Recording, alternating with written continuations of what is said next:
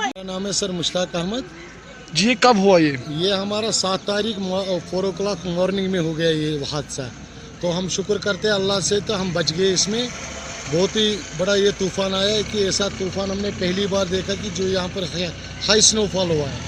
Plus ये हमारा जो ये हाउस बोट है, ये रजिस्ट्रेशन हाउस बोट है डिपार्टमेंट ऑफ टूरिज़म, और 2008 में टूरिज़म वालों ने इसको डी रजिस्ट्रेशन किया था हाउस बोट को। उन लोगों ने बोला था कि हम 2008 के बाद एक साल के अंदर 6 महीने के अंदर आपको रेबिटेट करेगा, आपको ज़मीन मिलेगा, सब कुछ मिला। 2008 से अभी तक 2019 तक गवर्नमेंट ने कुछ नहीं किया। और यहाँ पर जो टूरिज़म यहाँ पर होता था वो टूरिज़म नहीं रहा हालात के वजह से।